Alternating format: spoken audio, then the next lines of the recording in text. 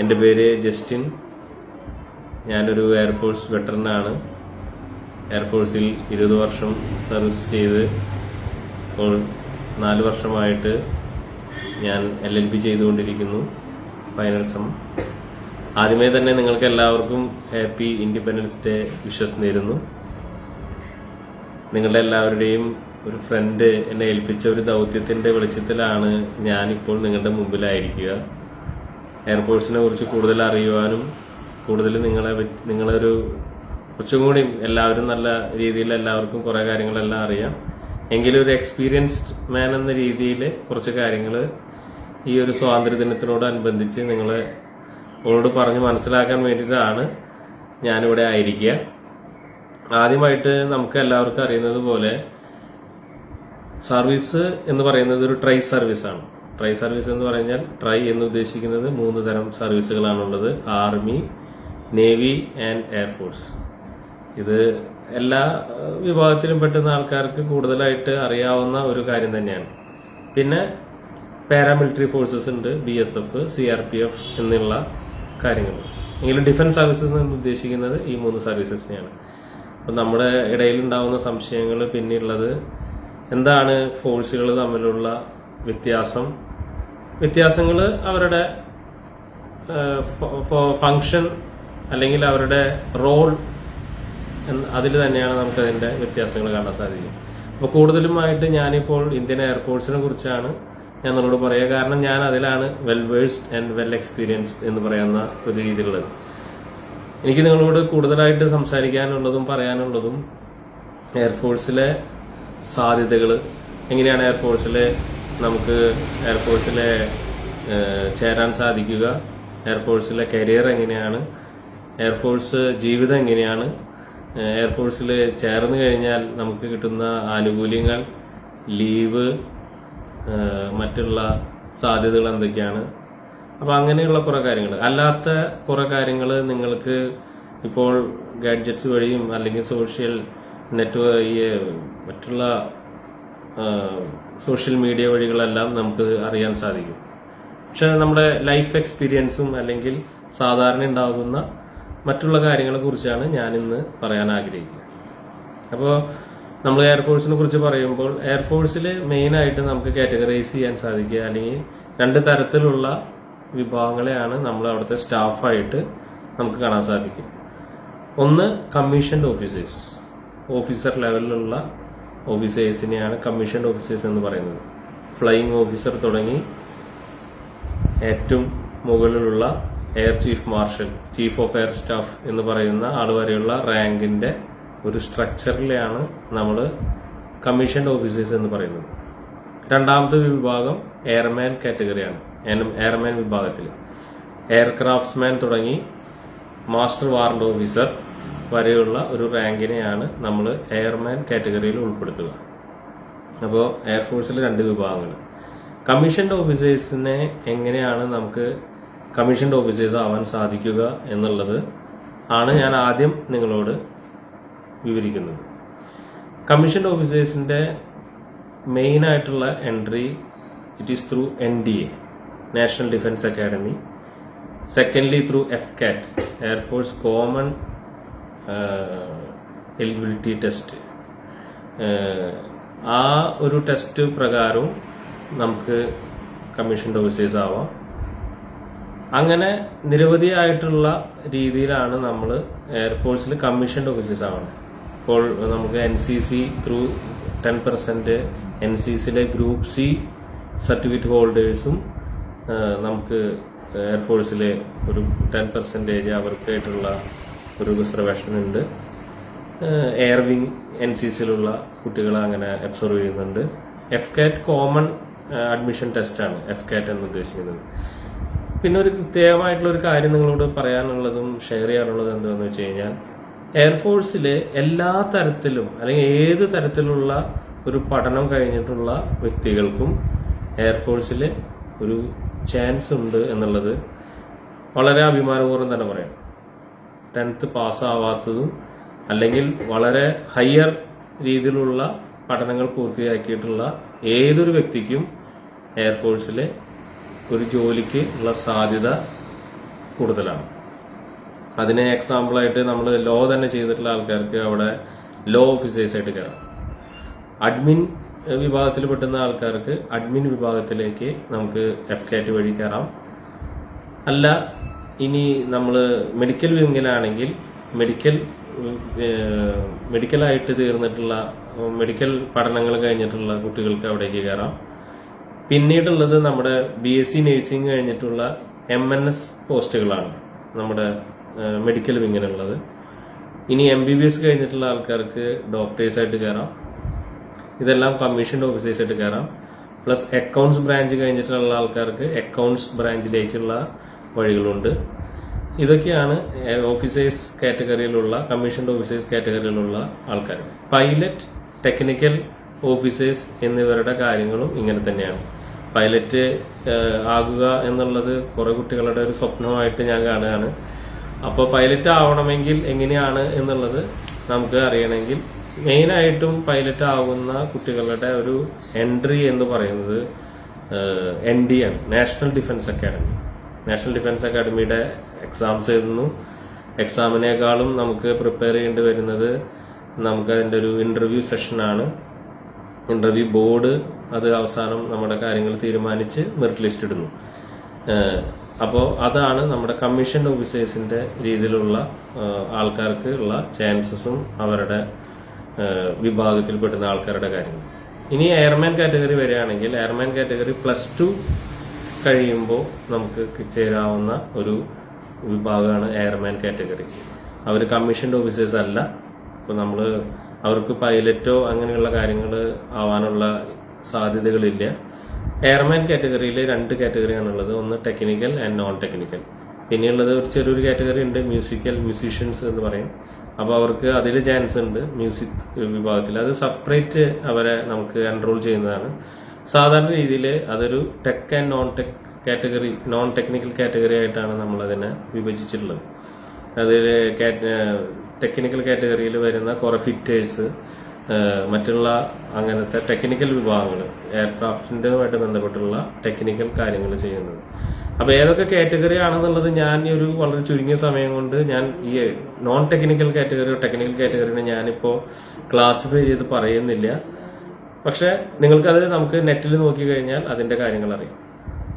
ഇതിന്റെ മറ്റുള്ള കാര്യങ്ങളിലേക്ക് ഞാൻ പോകുമ്പോൾ എയർമാൻ കാറ്റഗറിയിലുള്ള കുട്ടികളെ അവരുടെ ക്വാളിഫിക്കേഷൻസ്, അവരുടെ കാര്യങ്ങളെല്ലാം നിങ്ങൾക്ക് അത് നെറ്റിൽ നിന്ന് കിട്ടും. ഞാൻ നിങ്ങൾക്കൊരു കോമൺ അവയർനെസ് ആണ് ഈ കാര്യത്തിൽ നിങ്ങൾക്ക് ഞാൻ തരുന്നത്. ഇനി ഇതിന്റെ ട്രെയിനിങ് സെഷൻസ് എന്ന് പറഞ്ഞു കഴിഞ്ഞാൽ വളരെ യങ് പീരീഡിൽ ഒരു from a boy to a man എന്ന് പറയുന്നത് പോലെ ഒരു പൗരുഷമുള്ള ഒരു വ്യക്തിയാക്കി, അല്ലെങ്കിൽ രാജ്യത്തിന് മാതൃകയാകുന്ന ഒരു വ്യക്തിത്വമാക്കി മാറ്റുന്ന ഒരു രീതിയാണ് നമ്മുടെ ട്രെയിനിങ് അവലംബിക്കുന്നത്. ഇപ്പൊ നേരത്തെ പറഞ്ഞ എയർമാൻ കാറ്റഗറിയിലുള്ള ആൾക്കാരുടെ ട്രെയിനിങ് 2 സെഷനായിട്ടാണ് നടക്കുന്നത്. ഇപ്പോൾ ബെൽഗാം ആൻഡ് ബാംഗ്ലൂർ ആൻഡ് കുറച്ചു പേരുടെ മദ്രാസ് സൈഡിലും നടക്കുന്നുണ്ട്. ഇനി കമ്മീഷൻ ഓഫീസേഴ്സിന്റെ രീതികൾ എന്ന് പറഞ്ഞാൽ NDA നമുക്ക് എല്ലാവർക്കും അറിയാം, ഇറ്റ് ഈസ് ഇൻ പൂനെ.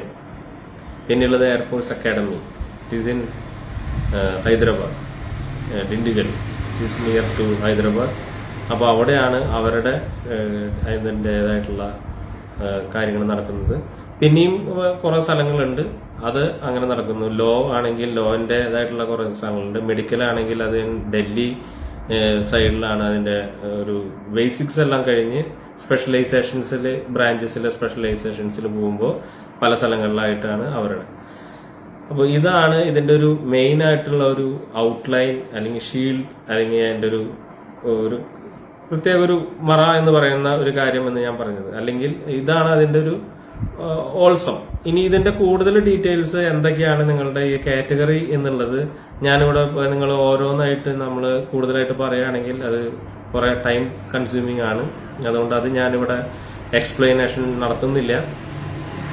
നമുക്കത് നെറ്റിൽ നോക്കി കഴിഞ്ഞാൽ വളരെ കൃത്യമായിട്ട് അതിന്റെ കാര്യങ്ങൾ നമുക്ക് മനസ്സിലാക്കാൻ സാധിക്കും. ഞാൻ എൻ്റെ വ്യക്തിപരമായ അഭിപ്രായത്തിൽ ഞാനും ആസ് എ കോമൺ മാൻ ഒരു ഗ്രാജുവേഷൻ ചെയ്തുകൊണ്ടിരിക്കുന്ന സമയത്ത്, ഫസ്റ്റ് ഇയർ ഗ്രാജുവേഷൻ ചെയ്തുകൊണ്ടിരിക്കുന്ന സമയത്താണ് സെലക്ഷൻ കിട്ടി ഞാൻ എയർഫോഴ്സിലേക്ക് പോകുന്നത്. അപ്പോൾ ആസ് എ ഒരു ചെറിയ ഒരു എല്ലാ 10-18 വയസ്സായിട്ടുള്ള കുട്ടികളുടെ എല്ലാവിധ ആഗ്രഹങ്ങളും മോഹങ്ങളും ഒക്കെ വെടിഞ്ഞ് എന്ന് പറയാം. കാരണം നമ്മൾ ഇന്നത്തെ പോലെയുള്ള കുട്ടികൾക്ക് ഉള്ള ബേഡ് വെക്കലും അല്ലെങ്കിൽ താടി നീട്ടി വളർത്തുക, മുടി നീട്ടി വളർത്തുന്ന ആ സമ്പ്രദായങ്ങളോ അതൊക്കെ നമുക്ക് ത്യജിക്കേണ്ടതായിട്ട് വരും. കാരണം അതിന്റെ എല്ലാ ഫോഴ്സിനും അതിൻ്റെതായിട്ടുള്ളൊരു ഡിസിപ്ലിൻ ഉണ്ട്. ഞാനിപ്പോഴും ഓർക്കുകയാണ്, ഞാൻ ചില കാര്യങ്ങൾ ഷെയർ ചെയ്യുമ്പോൾ ഞാൻ കുറെ എൻ്റെ കൂട്ടുകാർ ഇന്നെല്ലാവരും റിട്ടയർ ചെയ്തു അല്ലെങ്കിൽ കുറച്ച് പേര് സർവീസിലുണ്ട്, അവരെല്ലാവരും തന്നെ കരയുന്നതായിട്ട് ഞാൻ ട്രെയിനിങ് സെന്ററിൽ അവരുടെ ഫസ്റ്റ് ഹെയർ കട്ട് എടുക്കുമ്പോൾ ഉണ്ടാവുന്ന ഒരു സംഭവത്തെ കുറിച്ച് ഞാൻ വളരെ ഇപ്പൊ ചിരിയാണ് വരുന്നത്. എങ്കിലും അന്ന് അത് വളരെ ദുഃഖകരമായിട്ടുള്ള ഒരു അവസ്ഥയായിരുന്നു. പലരും പല പ്രതീക്ഷകളും വെച്ച് വന്ന് എല്ലാവരെയും വളരെ വളരെ കാണാൻ മനസ്സിലാവാൻ സാധിക്കാത്ത രീതിയിലുള്ള ഒരു ചെറിയ മാറ്റങ്ങളൊക്കെ വന്നു. അവർക്ക് എല്ലാവർക്കും സങ്കടമായി. പക്ഷെ ഗ്രാജുവലി നമ്മള് ഒരു എയർഫോഴ്സ് മാൻ ആയി മാറുകയായിരുന്നു. അപ്പോൾ വളരെ ബാലിശമായിട്ടുള്ള എല്ലാ ചിന്താഗതികളിൽ നിന്നും നമ്മളെ മാറ്റി നല്ലൊരു പക്വതയുള്ള ഒരു വ്യക്തിത്വത്തിനെ ഉടമയാക്കുന്ന ഒരു ട്രെയിനിങ് സെഷനിലൂടെ നമ്മൾ കടന്നു പോവുകയാണ്. നമുക്ക് വേണ്ടി ഗവൺമെന്റ് കണ്ടമാനം പൈസയും സമയവും എല്ലാം വേണ്ടി ചെലവാക്കിയിട്ടാണ് നമ്മളെ ഒരു എയർഫോഴ്സോ അല്ലെങ്കിൽ ഏതെങ്കിലും ഒരു സർവീസിലെ അല്ലെങ്കിൽ വാട്ട്സോ എവർ ഏതെങ്കിലും ഒരു ഫൈനൽ സ്റ്റേജിലേക്ക് നമ്മൾ എത്തിക്കുന്നത്. ഗവൺമെന്റ് കണ്ടമാനം ടാക്സ് പേയേഴ്സിന്റെ പൈസ ഒക്കെ എടുത്തിട്ടാണ്. സോ നമ്മൾ അതിൻ്റെതായിട്ടുള്ള ഒരു പക്വതയിൽ തന്നെ നമ്മൾ ആ കാര്യത്തിനെ കാണണം. അങ്ങനെ തന്നെയാണ് മിക്കവാറും ഈ ഫോഴ്സിൽ എത്തിച്ചേരുന്ന എല്ലാവരും തന്നെ കാണുന്നത്. അങ്ങനെ ട്രെയിനിങ് സെഷൻ കഴിയുന്നു. ട്രെയിനിങ് സെഷൻ എല്ലാവർക്കും അറിയാം, അത് വളരെ ഈസി ആയിട്ടുള്ള ഒരു സെഷൻ ആയിരിക്കില്ല. പ്രത്യേകിച്ച് ഡിഫൻസ് സർവീസസിന്റെ ട്രെയിനിങ് എന്ന് പറയുന്നത് ഇറ്റ് ഈസ് ഹാറ്റിക് എന്ന് പറയാം. അത് നമ്മളെ തീയിലിട്ട് നമ്മളെ അതിനെ പാകപ്പെടുത്തിയെടുക്കുന്ന ഒരു രീതിയാണ് നമ്മുടെ ട്രെയിനിങ്. അപ്പൊ നമ്മൾ എന്തിനേയും ഫേസ് ചെയ്യാനുള്ള ഒരു പക്വത ആയുള്ള ഒരു മനുഷ്യനാക്കി നമ്മളെ മാറ്റുന്നു. ഇതാണ് ട്രെയിനിങ് സെഷൻ. ട്രെയിനിങ് സെഷൻ കഴിഞ്ഞു കഴിഞ്ഞാൽ ഓരോ ട്രേഡ് അനുസരിച്ച് അല്ലെങ്കിൽ ഓരോ ബ്രാഞ്ച് അനുസരിച്ച് ഓരോ വ്യക്തികളെയും അവരവരുടെ സ്ഥലങ്ങളിലേക്ക് പോസ്റ്റിംഗ് ചെയ്യും. ഇനി പോസ്റ്റിംഗ് എന്ന് പറയുന്നത് നോർമൽ ടെനുവർ ആയിട്ടുള്ള കുറെ സ്ഥലങ്ങളുണ്ട്, പീസ്ഫുൾ ആയിട്ടുള്ള സ്ഥലങ്ങളുണ്ട്. അവിടെ ഒരാൾക്ക് 4 to 5 ഇയേഴ്സ് ആണ് അവരുടെ ടൈം പീരീഡ് അവിടെ ഉള്ളത്. അല്ലാതെ ഹാർഡ് ഏരിയ ആയിട്ട് കാറ്റഗറൈസ് ചെയ്തിട്ടുണ്ട്. അവിടെ നമ്മൾ 2 years 3 years അങ്ങനെ പല സ്ഥലങ്ങളുടെയും ബുദ്ധിമുട്ടുകളും മറ്റുള്ള കാര്യങ്ങളൊക്കെ ആയിട്ടാണ് ഇതിനെ നമ്മൾ കാറ്റഗറൈസ് ചെയ്ത് പോസ്റ്റിങ്ങിന്റെ ടെനുവറുകൾ നമ്മൾ നിശ്ചയിച്ചിട്ടുള്ളത്. ഞാൻ ഈ പറയുന്നത് പർട്ടിക്കുലറി അബൌട്ട് എയർഫോഴ്സ് ഓൺലി. ഞാൻ നേവിയോ ആർമിയോ കാര്യങ്ങളല്ല ഇവിടെ സംസാരിക്കുന്നത്. എനിക്ക് ആർമിയുടെ കാര്യങ്ങൾ കുറെ അറിയാം എന്നുണ്ടെങ്കിലും എനിക്ക് അവരുടെ മറ്റുള്ള ട്രെയിനിങ് കാര്യങ്ങളോ അല്ലെങ്കിൽ മറ്റുള്ള അവരുടെ ടെനുവറോ അവരുടെ റെജിമെന്റൽ മൂവ്മെന്റ്സിനെ കുറിച്ചൊന്നും എനിക്ക് നിങ്ങൾക്ക് പറഞ്ഞു തരാൻ അറിയില്ല. എയർഫോഴ്സ് വളരെ പർട്ടിക്കുലർ ആയിട്ടുള്ള ഒരു സമയത്ത് അല്ലെങ്കിൽ ഒരു കൃത്യമായ ഒരു സമയങ്ങൾ നിശ്ചയിച്ചിട്ടുണ്ട് ഓരോ സ്ഥലങ്ങൾക്കും. അവിടെ സെർവ് ചെയ്യുന്നു. എയർമാൻ കാറ്റഗറിയിലാണെങ്കിൽ അവർക്ക് minimum period of service 20 years ആണ്. Service central government pension rules പ്രകാരം 15 years ആയ പെൻഷനബിൾ സർവീസ് ആയി. എങ്കിലും നമ്മുടെ ബോണ്ട് അല്ലെങ്കിൽ നമ്മുടെ ഇനീഷ്യൽ റെഗുലർ എൻഗേജ്മെന്റ് എന്ന് പറയുന്നത് ഒരു 20 years ആണ്.